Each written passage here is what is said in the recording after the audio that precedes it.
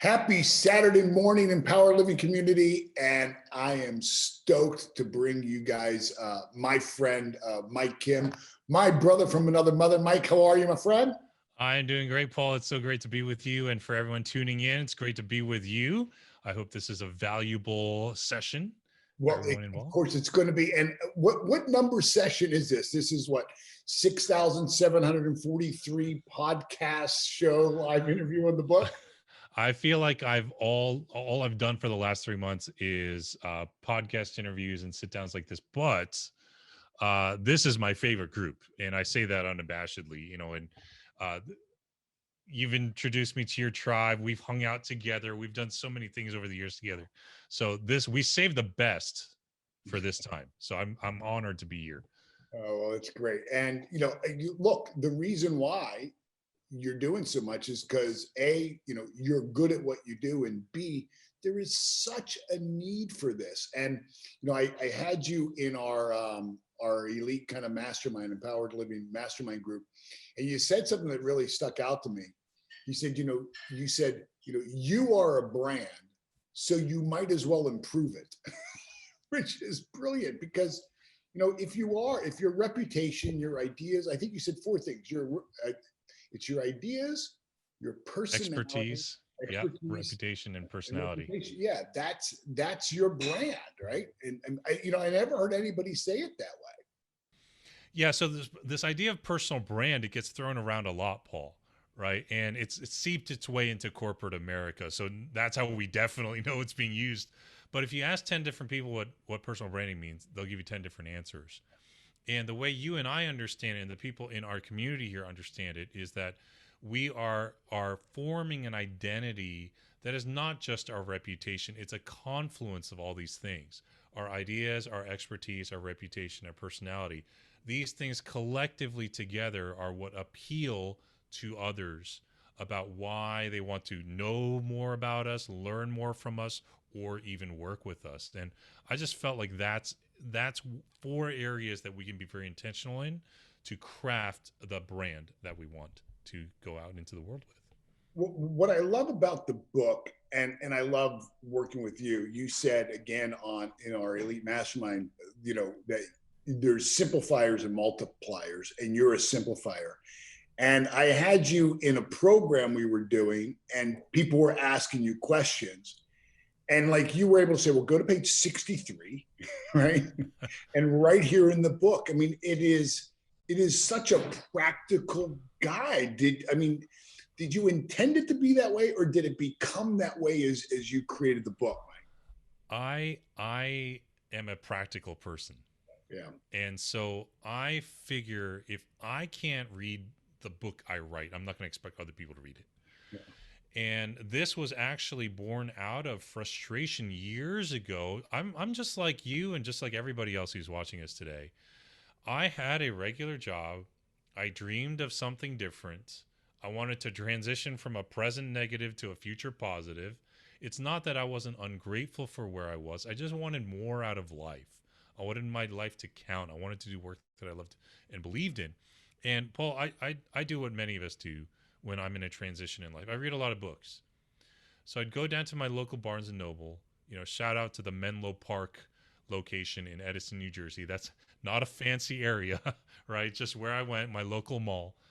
And I would pick up these books about reinventing yourself. And they were nice, they were okay, but my frustration grew with every book I picked up because I just wanted the guy or gal who wrote the book to tell me how they did that. Yeah. I didn't want another career. And so when I wrote the book, what I really wanted readers to feel was this sense of relief, like finally someone's actually told me what to do. I've read millions of books like this. They say, um, you know, find out your ideal avatar, or write them an email. Why can't they just tell you what email they would send if they would start all over again? It just drove me nuts. So that's exactly what I did with this book.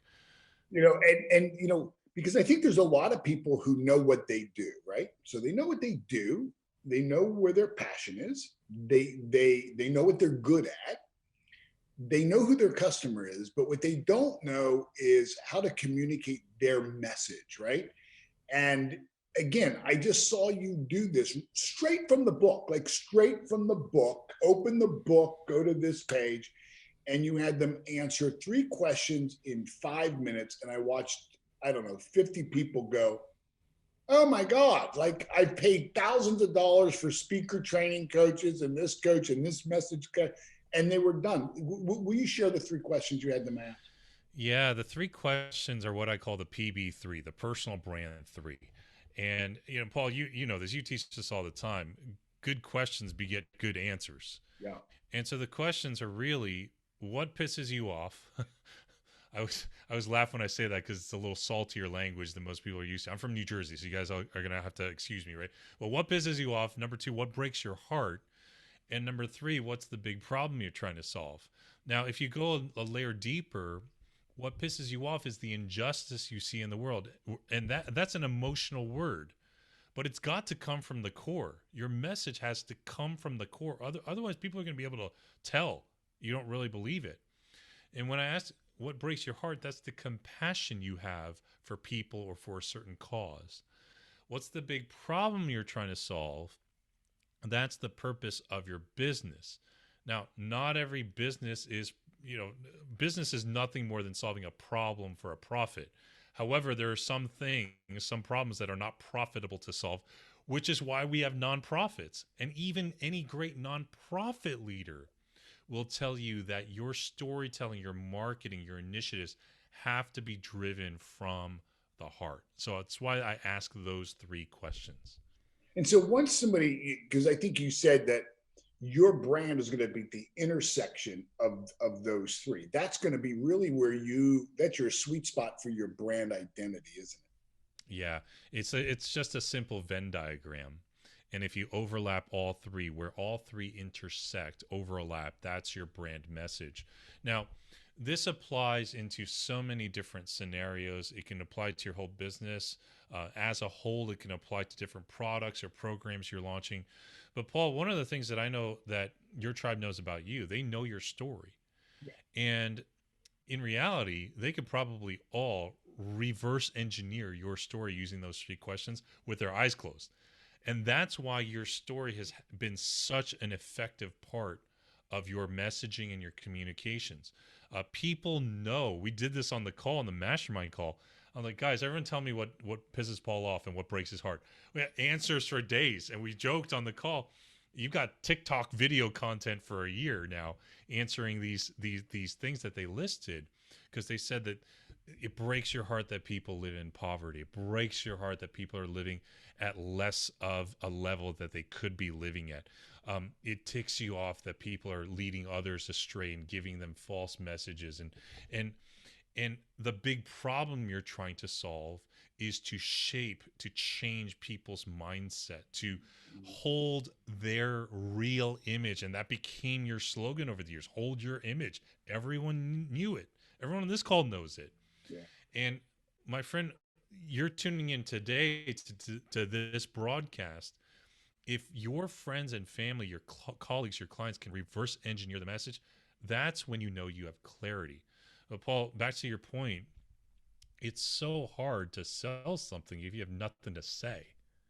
And so that's why we start there. Say something from the heart that you can turn into stories to give context for what you do. Well, I think one of the things that I learned from the book is just what a brand is too. A brand is not a logo. A brand is not a slogan, right? And you defined it so well. You said kind of like your brand is the reputation that precedes you before you get the meeting, before you go into the room, before you get on the call, right? That people know who you are and your reputation precedes you. That's your brand, right? Yeah, absolutely. Branding is all about identity. It comes from that age old practice that farmers would burn an identifying mark on their cattle just to say that this is my cow. Like, I guess it's before they had collars or anything like that, right? And in my research for the book, I came across this English potter named Josiah Wedgwood, born in the 1700s, and he won this pottery contest hosted by Queen Charlotte. he brilliantly dubbed all of his pottery from that point on as Queensware. And he became like the first guy to really identify his business in that way. He actually pioneered, it wasn't Jeff Bezos who did it. He pioneered money back guarantees and free delivery, Wow. right? And it's funny, I mentioned Jeff Bezos because someone asked him, I think it was back in 2011 or 2012, what's a brand? He said, a brand is what people say about you when you're not in the room. But the updated version, the here and now version is a brand is what people say about you before you even get in the room. And it's exactly to your point. We've all been to networking events that are really awkward and unproductive because no one knows who we are. All we're doing is passing out business cards. It's a waste of time. But if you show up and people already know who you are, the positioning completely changes. And there really is no excuse anymore for people to not know who you are because you can share who you are on social media on different platforms so that when you get to that conference, when you get to that event, when you get to that client meeting, there are people who know you, who you are. You have that identity that precedes you. For those of you who are tuning in, I want to encourage you. There's a link there where you can go get the book. And what Mike and I want you to do is we want you to buy the book.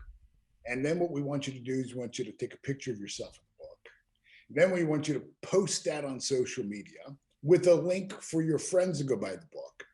And if you'll do that and send us that you did that, we're going to register you for a contest. And what we're going to do is we're going to pick one person. I'm going to pay $500 towards your airfare. We're going to fly you here to Florida. You're going to come stay at my house. You're going to have dinner with Mike and I. And then the next day, you're going to spend 3 hours with Mike and I in a strategy session working on your brand. So if you already have the book, right on. Get a picture of yourself with the book. Put the book and your picture with it and the link to where others can buy the book. Register that picture with our team. And if your name is picked, you're going to get $500 towards your airfare, dinner with Mike and I, and then a 3-hour strategy session. It's interesting because relatively smart, successful entrepreneurs really want to build their brand. They'll do everything on working on their reputation. They'll do everything about trying to grow their brand. And then you just said something that I just have to, then they'll go and post something stupid on Facebook. They'll get in some petty disagreement that they've had with somebody. Somebody has, wronged them. And they use social media posting.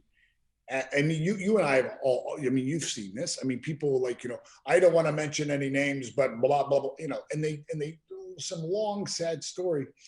And I think what people don't understand is everything you say and everything you don't say reflects on your brand too. And so you have to be hyper vigilant. You have to be a steward of your brand, don't you?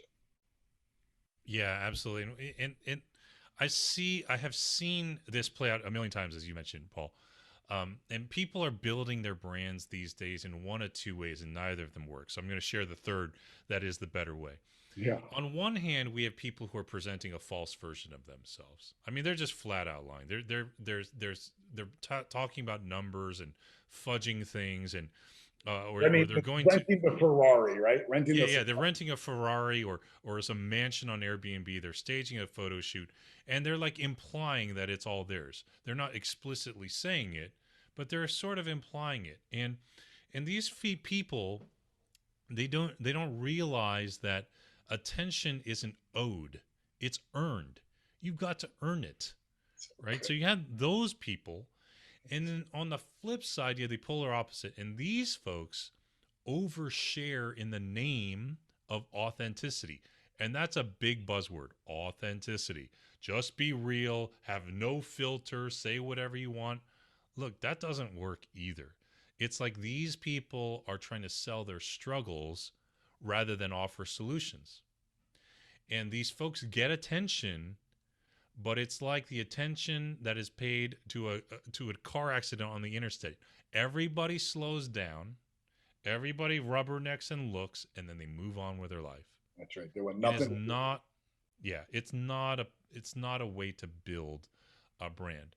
So what I propose in the book, and what we've done over the years together, both of us, is ask yourself a simple question before you share anything online.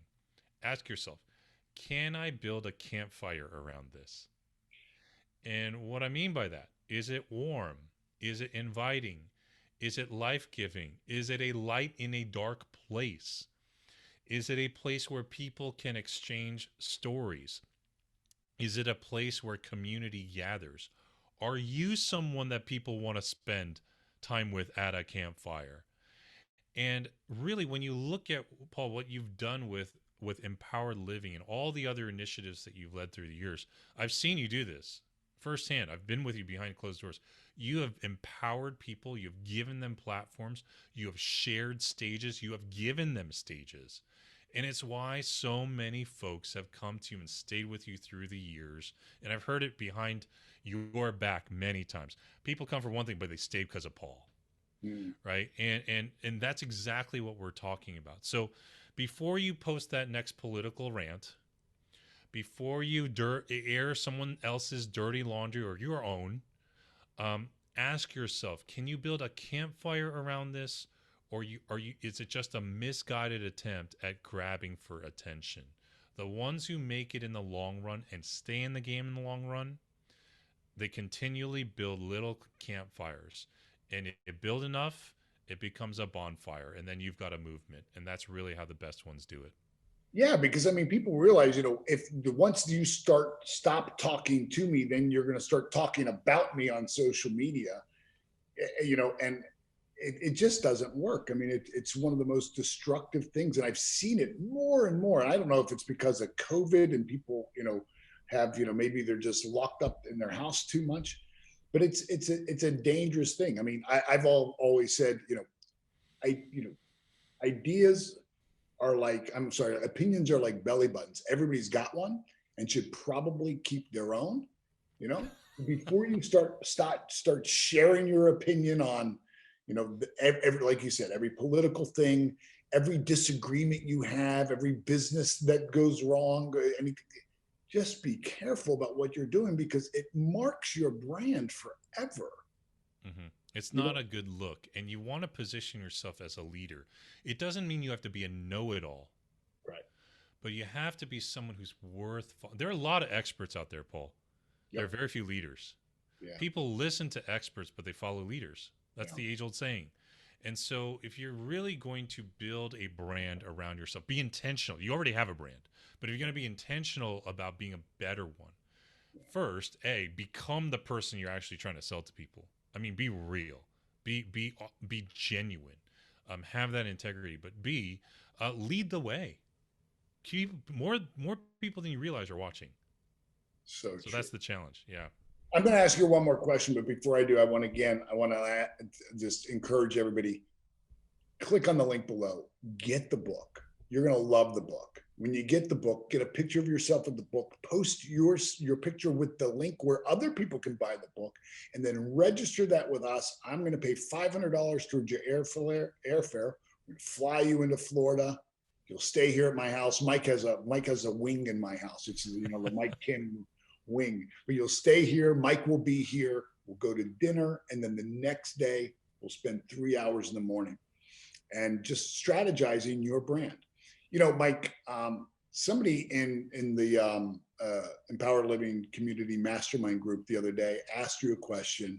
It was our last question, and it was a fantastic question. And I want to ask it and have you give the answer here because I think it speaks to so many people. There comes a time for a lot of us where we have, our foot in one life, our career, our job, and then the other foot in our emerging future. So a lot of people who are watching us right now are emerging leaders in the coaching, speaking, training business.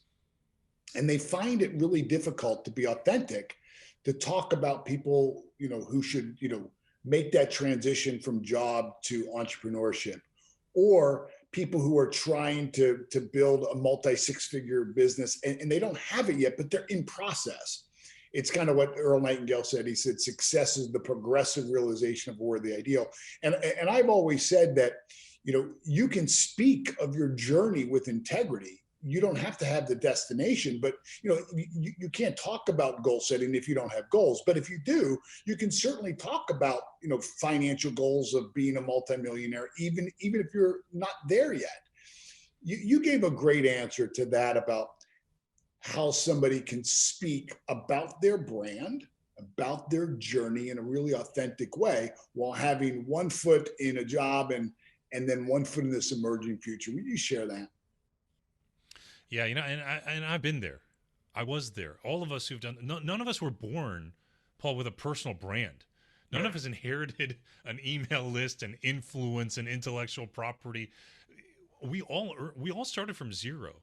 Right. And so when I was in that transition, I was working my corporate job, and really, if you had looked at my career up to that point, you would have thought I had, and I don't mean this in an insensitive way. I was just, I looked like I had career ADHD.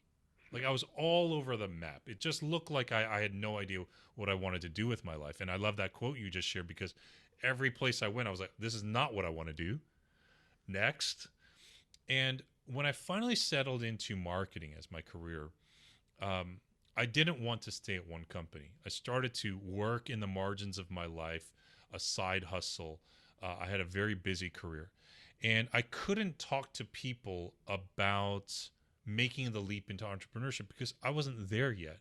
But what I could take ownership of was how hungry I was, how willing I was to learn, the things I was learning, the books I was reading. And I gave this, I always give this analogy. I know you're not a big time golfer, but I know you understand this. You meet some of your friends or colleagues who play golf, and you hit better, you shoot better than them. They never think it's because you're actually better. They just think you have better equipment. You just must have that new, $500 driver, out of the bag there, and that's why you can hit the ball farther than me. And what I realized was deeper than that. There is a psychological phenomenon happening that people wanted to know what I was learning and how I was learning. And it's strange till this day, I'm no fitness expert, but people will still watch a video of what my morning routine is. And they just think, well, we know Mike has some measure of success, but he must be doing something that I don't know about. Let me find out what that is. And so what I realized was I could just share my progress. I wasn't a sage from the stage. I was a guide from the side, if you will. And I was just saying, this is what I'm learning. This is kind of what I'm going through. And I was authentic to that. And even till this day, I've been podcasting forever. It just feels like I've been doing it forever. And I can still go back on my podcast to about episode 33, 34, right around there. And you can actually hear the episode where I say, I'm making the leap. I quit my job. I'm stepping out. People don't realize, though, that for 2.5 years, I've been working in the side of making that happen. I built my brand before I went, quote unquote, full time. And when I did, I immediately had a 6-figure business. You can do things now that point to the direction of where you're going. Don't point back to the past. And if you can't help it, then just be quiet. There's a perfect time to go silent. That's right. Ask yourself everything that you're sharing. Is this reaffirming the direction that I'm going? Or is it reinforcing a past I want to escape from? That's really the key. That's great. You Are the Brand is the name of the book. There's a link for it right there in the comments. We'd love for you to buy a copy of this book, get a picture of you holding the book, share the link where others can buy the book, and make sure you register that with us. And then we're going to pick one winner out of there. We're going to give you a $500 to fly to Florida. You'll spend the night at my home with Mike. We'll be here as well. We'll go to dinner together. And then the next day, 3-hour strategy session with Mike and I. And Mike, congratulations on the book. Thank you so much for, I know you've been doing this endlessly and hours. And so thank you so much for taking a Saturday morning with me and the Empowered Living community. Paul, it was my pleasure. You are just an epic figure in my life and friend, and I'm honored to be here with you. Honored to share this win with you, and with the community here. Guys, thank you everyone for making me just feel so much at home. I'm so grateful, and I hope you find the book valuable. I'm sure they will. Get the book, guys. Trust me, you're going to love this one. Be well. God bless. Bye bye.